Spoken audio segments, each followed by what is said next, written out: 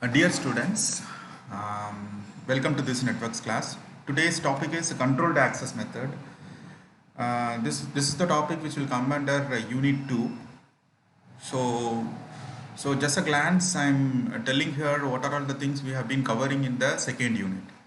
Data link layer. So under this data link layer, right? So we are having logical link control and medium access control, two sublayers. So under the logic link control, we are having framing the concept, and under the framing, fixed framing, variable size framing, and then variable size framing, character oriented protocol is there, bit oriented protocol is there, and character oriented byte stuffing and byte unstuffing. Bit oriented protocol, we are having bit stuffing and bit unstuffing. So under logical link control, we are having another two kinds of concept called flow control and error control. We have discussed this thing, right? Under flow control protocol, we are having simplest protocol and stop and wait protocol. And under the error control protocol, we are having three protocols called stop and wait ARQ, go back and selective repeat protocols. So under data link layer, we are having two sublayers, as I said earlier, the logical link control and medium access control. Under medium access control, we have been discussing the protocols that is been dealing with the multiple access protocols. So under multiple access protocols, we are having two categories, random access protocols and controlled access protocols. So under random access protocols, we have studied Aloha, CSMA, CSMA CD and CSMA CA. So today in this class, we are going to discuss this topic called control access protocols. So we are going to discuss three methods under this controlled access topic: the reservation, polling and the token passing. So before entering into the methods, let us discuss what is meant by control access. Here the station will consult with one another to find which station has the right to send. So before sending the data, it will consult with one another. Say for example, if a LAN connection, if it is having some 10 stations, the A station will communicate with the B stations while consulting with the other stations also. So it will find out which station has the right to send.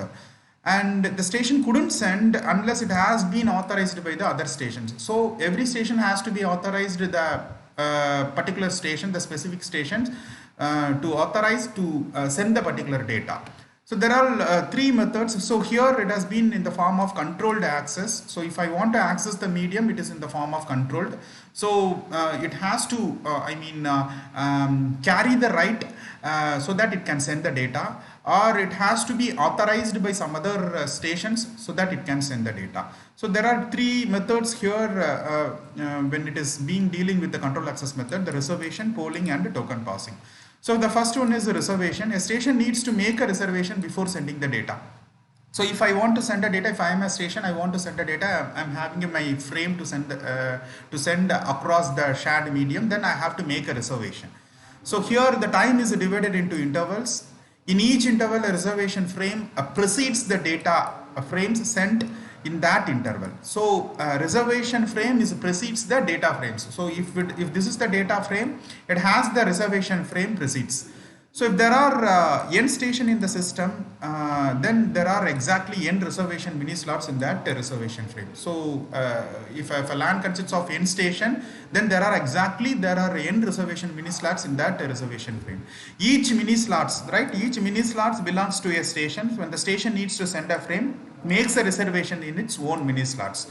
So it will be understood if I've been explaining this thing in with the help of a figure.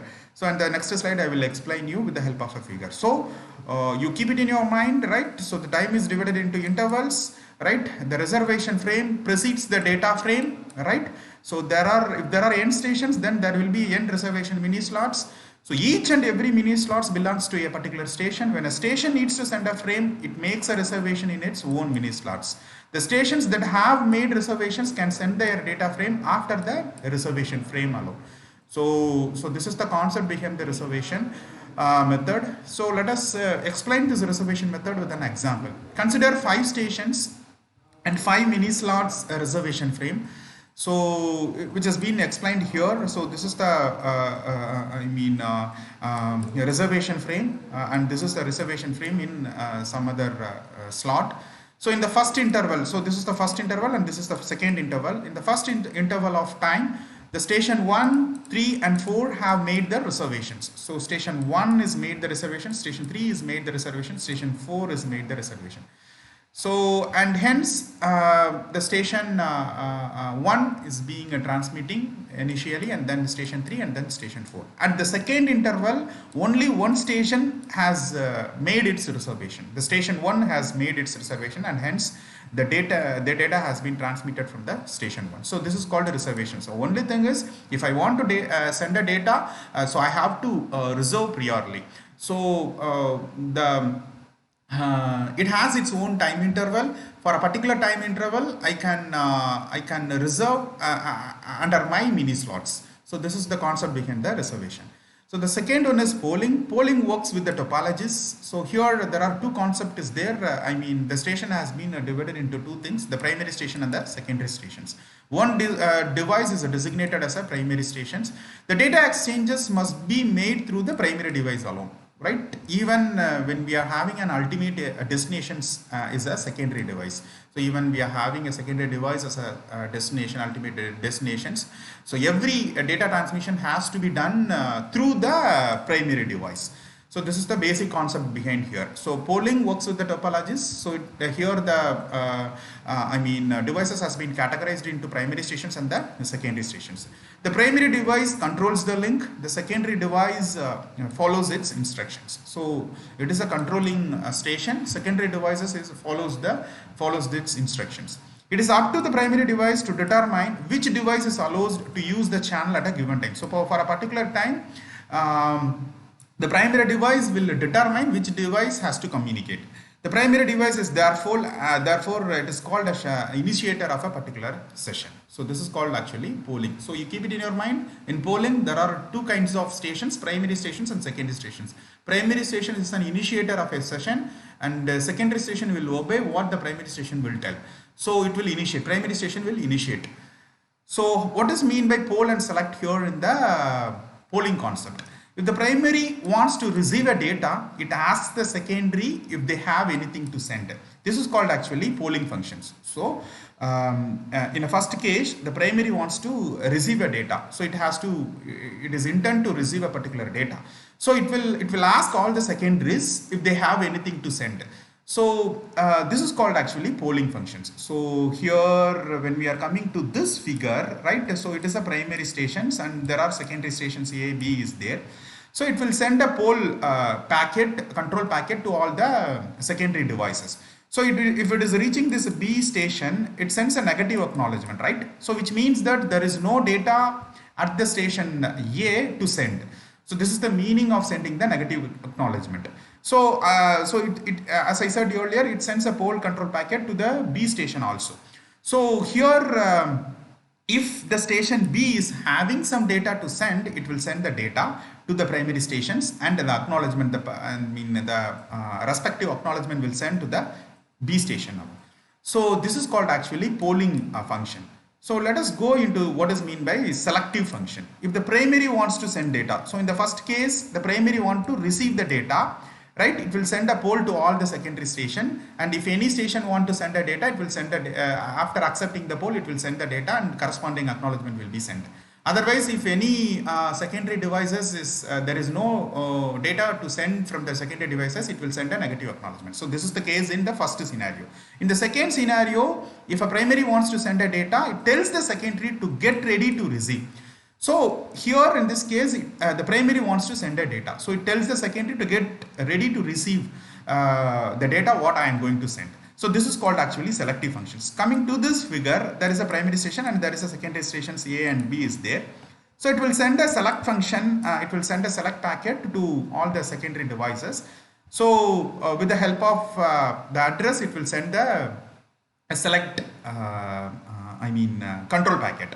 So a primary device will intend to send a particular station B alone, B alone, because it has its own address. So the primary station wants to send a data to the particular station B. So it has the address of the B, right? So along with the address, it will send a select packet, and acknowledgement will be come from the B station to the primary station, and the data will be sent, and then acknowledgement will be received. So this is how in the second scenario, the primary and secondary stations will work to exchange the informations. So this is called actually poll and select. And coming to the token passing, the third method, in the token passing method, the station in a network are organized in a logical ring, right? So for each station, say for example, it is in the form of logical ring. So here the station A, B, C and D and E is located here. So for each station, there is a predecessor and a successor, right? If I am considering this station is sending a data, then this station is called as a predecessor and this station is called as a successor. Predecessor is the station which is logically before the station in the ring, as I said earlier. Successor is the station which is after the station in the ring. So current station is one that is accessing the channel. So as I said earlier, so this is the station X. So this is actually accessing the channel actually. So before the station who is being accessing the channel is called a predecessor, and after the channel, after the station is called actually successor. The right to this access has been passed from the predecessor to the current station. So the right to access is being passing from the predecessor to the the current station. The right will be passed to the successor when the current station has no more data. If the X is not having the data to send, it will pass the right to the successor. So this is a very simple thing we'll be considering the token passing. So what does it mean by token here? There is a special packet called a token that circulates through the ring. The possession of the token gives the station the right to access the channel and sends its data. So there is a special packet called a token that has been circulated in this logical ring, and if anybody want to send a data, it will possess the particular token and gives the station the right to access the channel, and the particular station will send the data to the intended receiver.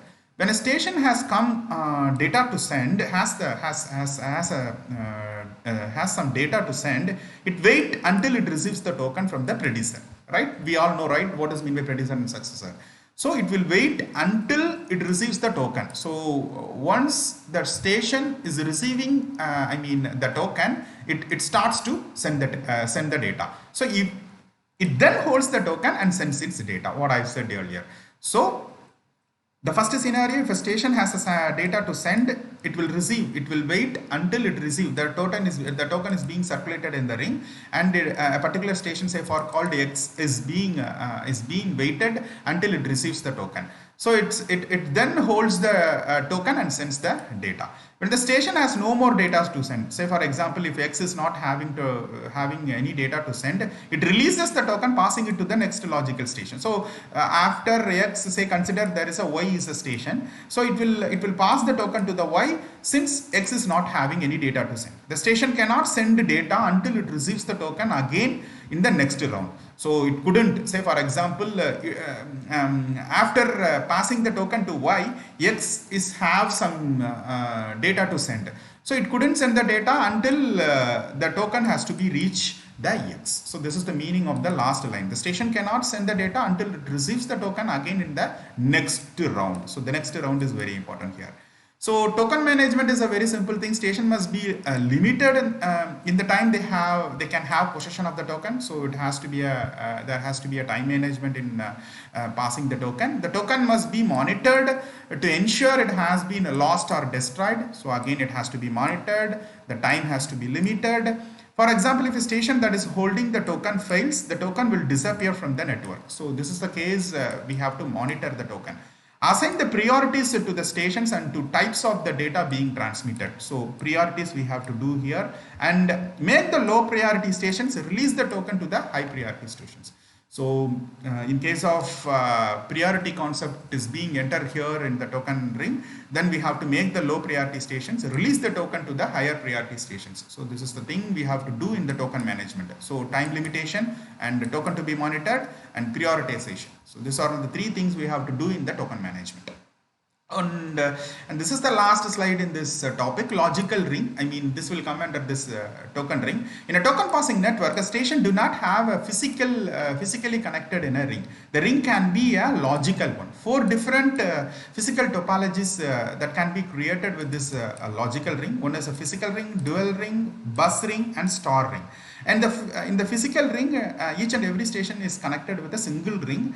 And here the disadvantage is while passing the token, if any link is a failure, the total system is being collapsed here. But in case of a dual ring, there will be two links will be there between the two stations. If one got failed, another will be utilized and until this has been repaired. So this is actually dual ring. And in the bus ring, we all know, right, bus topology. So it has been connected with the backbone of a network. All the stations is connected with the backbone of a network. A logical ring has been created here, and the token is passing through this all the stations here in the bus. So, and here in the star ring, this bus ring is being used in IEEE, and it has been implemented and it has been using currently. And in the star ring, hub is there, a central coordinator is there, and the logical ring is formed between the station and the hub. So every station, it forms a logical ring here, right? So here in the bus ring, logical bus topology, a logical ring will be forming here, right? So because the token, each and every token, right, every time it is being passing the token, it has to be passed from one station to the another station with the help of its address, right, in the bus topology. So this is called actually logical ring. So we have studied three methods. The one is reservation, and then polling, and then ring method. So token passing ring method. So these are all about the three controlled accessing methods that we have to concentrate on this topic. Thank you, everyone.